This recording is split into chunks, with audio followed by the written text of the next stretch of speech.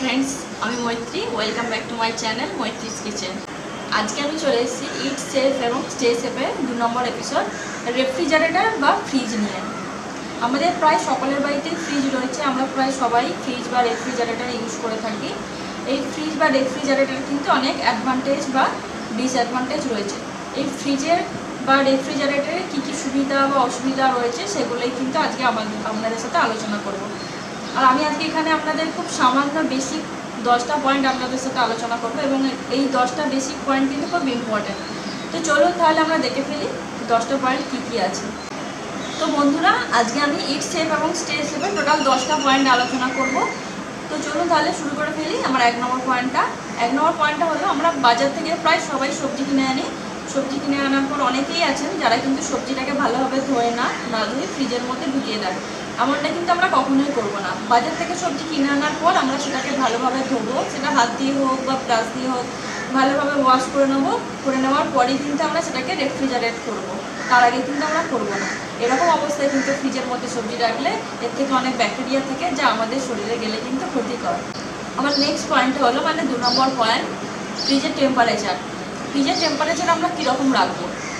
আমরা কিন্তু ফ্রিজে যেখানে সবজি রাখছি সেখানে টেম্পারেচার কিন্তু আমরা সবসময় চেষ্টা করবো 40 ডিগ্রি ফারেনহাইট বা তার নিচে রাখার। একদম বেশি লোয়ারে রাখবো না, 40 ডিগ্রির মধ্যে কিন্তু আমরা রাখার চেষ্টা করবো। আর ডিপ ফ্রিজ মানে ইনসাইড ফ্রিজে আর কি, যে ডিপ ফ্রিজ থাকে সেই ডিপ ফ্রিজে কিন্তু আমরা টেম্পারেচারটা 0 ডিগ্রি ফারেনহাইটে রাখবো। এতে কিন্তু সবজিও ভালো থাকবে। আর ডিপ ফ্রিজের মধ্যে যখন আমরা আইসক্রিম বসাবো বা এমনি মাছ মাংস আমাদের থাকে, তাতে কিন্তু সবটাই খুব ভালো থাকবে আর আইসক্রিমটাও খুব ভালো জমবে। এটা হলো আমার 2 নম্বর পয়েন্ট। ওকে, তাহলে আমরা 3 নম্বর পয়েন্টে চলে যাবো। আমার নেক্সট পয়েন্টটা হলো 3 নম্বর পয়েন্ট।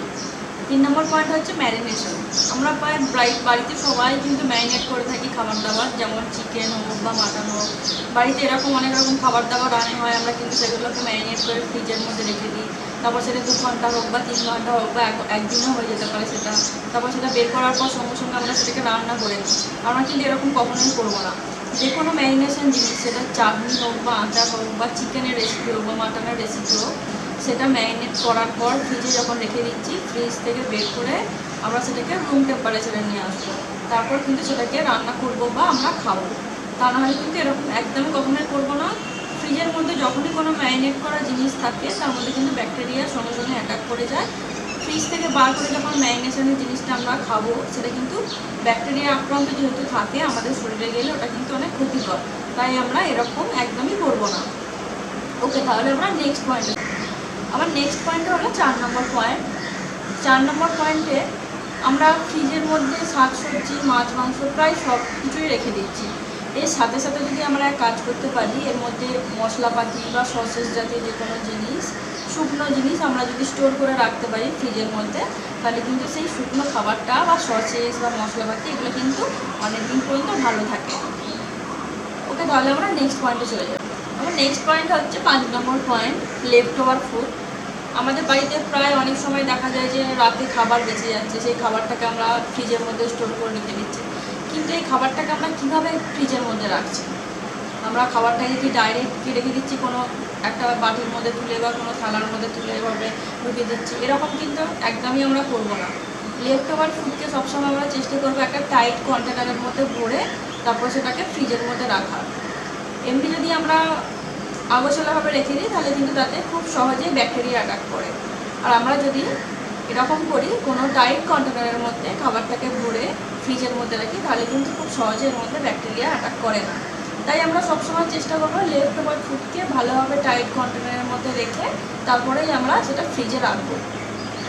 আমরা এবার নেক্সট পয়েন্ট হলো 6 নম্বর পয়েন্ট। 6 নম্বর পয়েন্টের মধ্যে দেখা যাচ্ছে যে অনেক সময় আমরা বাড়িতে অনেক কিছু ফ্রিজের মধ্যে স্টোর করে রাখছি, যেমন বেকিং সোডা বা কোকো পাউডার বা যে কোনো সস হতে পারে, যে কোনো শুকনো খাবার হতে পারে।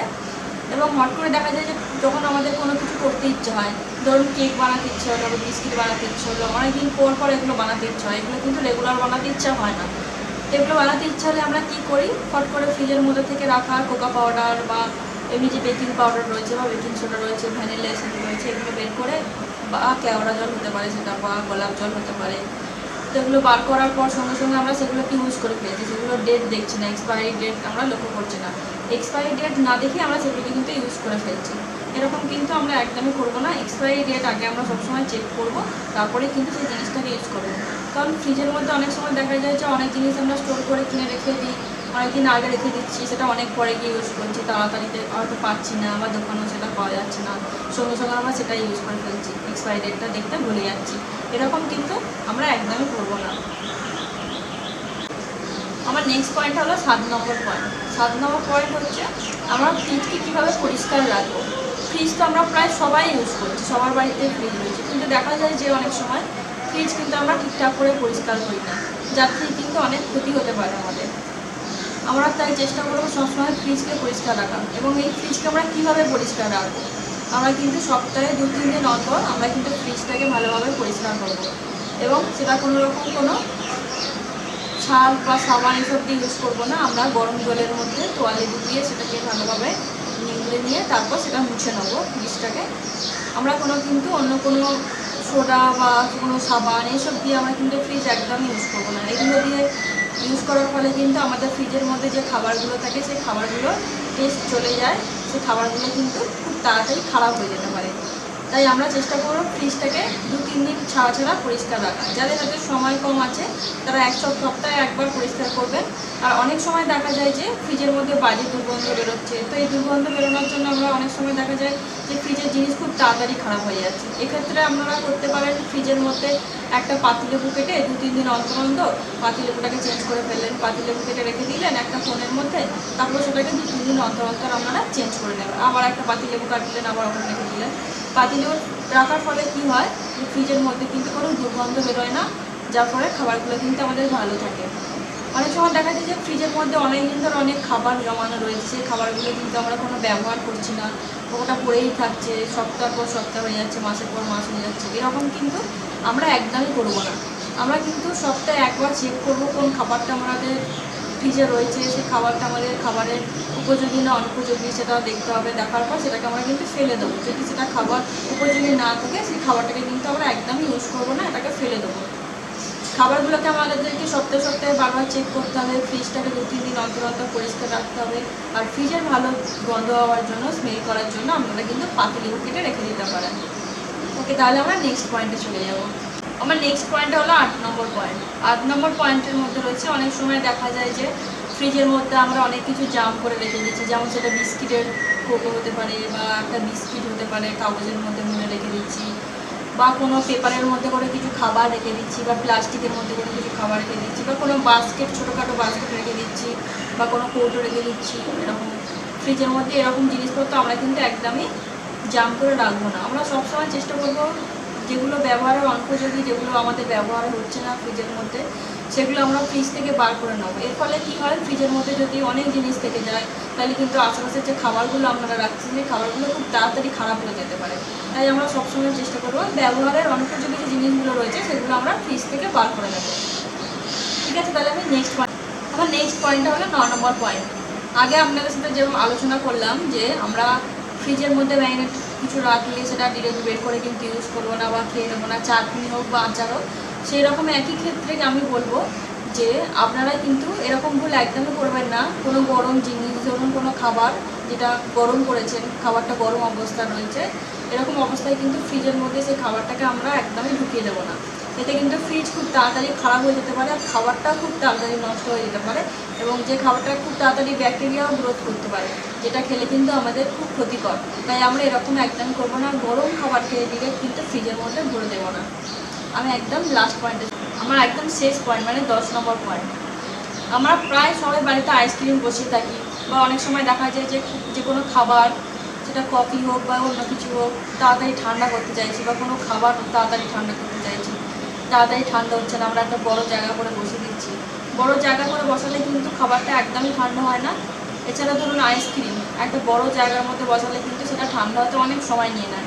যদি খুব তাড়াতাড়ি ঠান্ডা হওয়ার থাকে, তাড়াতাড়ি আইসক্রিমটা জমানোর থাকে, তাহলে কিন্তু আমরা সেটাকে আর কাজ করতে পারি, আলাদা আলাদা জায়গার মধ্যে বসিয়ে তারপর সেটাকে ফ্রিজের মধ্যে বসিয়ে দিতে পারি। তাহলে কিন্তু আমাদের আইসক্রিমটা খুব তাড়াতাড়ি জমে যায়। আমরা যদি কোনো বড় জায়গার মধ্যে করে যে কোনো জিনিস ঠান্ডা করতে চাই বা আইসক্রিম জমাতে চাই, তাহলে কিন্তু সেটা খুব তাড়াতাড়ি ঠান্ডা হয় না, সেটা ঠান্ডা হতে অনেক সময় নিয়ে নেয়। কম সময়ের মধ্যে করতে চাইলে সেটাকে কিন্তু আমরা ডিফারেন্ট কন্টেনার বা আলাদা আলাদা বাটির মধ্যে বা কোনো আলাদা আলাদা জায়গার মধ্যে ছোটো ছোটো তার মধ্যে রেখে তারপর সেটাকে রেফ্রিজারেট করবো। আশা করবো আজকে আপনারা আমার 10টা যে পয়েন্ট আপনাদের সাথে শেয়ার করলাম সেটা আপনারা বুঝতে পেরেছেন। এছাড়াও যদি আপনাদের কোনো কোয়ারি বা কোয়েশ্চেন থেকে থাকে তাহলে আমাকে কমেন্ট বক্সে কমেন্ট করতে দিতে একদমই ভুলবেন না। কমেন্ট করে জানাবেন আপনাদের যদি কোনো প্রয়োজন থাকে, কোনো কোয়েশ্চেন থাকে, তাহলে আমি তার রিপ্লাই দেবো তৎক্ষণাৎ। এছাড়াও ইট সেফ এবং স্টে সেফের যে 3 নম্বর এপিসোড সেটা আমি আবার রিলিজ করব কিছুদিন পর, ততক্ষণ আপনারা দেখতে থাকুন। আর আমার আজকের ভিডিওটা আপনাদের কেমন লাগলো অবশ্যই কিন্তু জানাতে একদম ভুলবেন না। আমার আজকের ভিডিওটা আপনাদের ভালো লেগে থাকলে একটা লাইক করবেন, সাবস্ক্রাইব করবেন এবং ফ্রেন্ডস আর ফ্যামিলির সাথে শেয়ার করে নেবেন। আমি আবার আসবো অন্য একটা এপিসোডে, ততক্ষণের জন্য টাটা।